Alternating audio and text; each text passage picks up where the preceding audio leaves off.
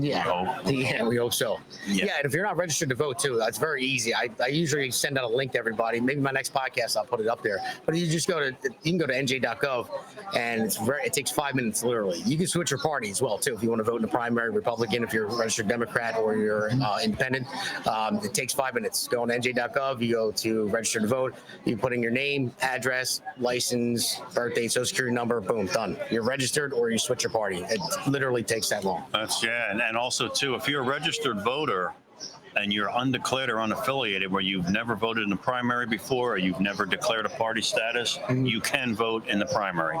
Yeah, and that will choose your candidate, right? Yeah, and that will determine their party status right then and there. But right. You could always switch it afterwards if you don't want to stay. Say you wanted to vote for Republican, that'll determine your status if you're unaffiliated. But then you can switch if you want. Absolutely. Hopefully you don't. But we want to get, the turnout is so important, Damon. I think when we ran last year, I know I've mentioned this before in your show. Last year in the primary in June, we had a 20% turnout, and that means over 1 million registered Republicans sat home and did not participate. And we need more voices out in the primary to set the direction of the party.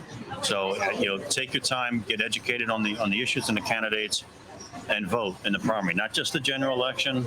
Vote in the primary. You get a better choice of who the candidates are and what you'd like to voice and what the party's best foot forward is. And hopefully we'll get better than 20% turnout like we had in 2020. Yeah, no, hopefully. I mean, and that's what we need too. I mean, a lot of people's eyes have opened up. Sorry, tractors going by right now. We're on a farm. Yeah, we are on the farm. We're on a farm. But and they realize how close elections can be, and a lot of people that didn't come out last time, they figured, okay, well, it's going to go this way, it's going to go that way. But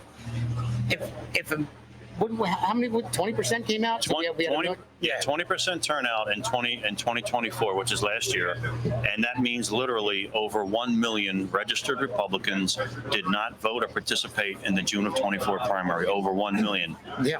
And the good news is now is we have the most registered Republicans in the history of our country and state, 1.6 million.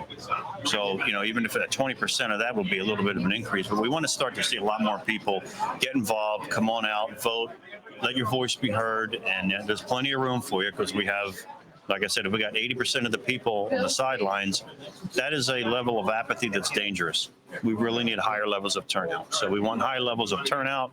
We want them for our conservative voices and candidates, America First and Trump, and we'll see what happens. But folks, get in the game, please. Get in the game, off the sideline and on the field. No, you're absolutely right. And everyone out there thinks, oh, well, my one vote doesn't count. Well, if times that by 10, then times that by 100, and then other people think the same thing, then it starts to add up.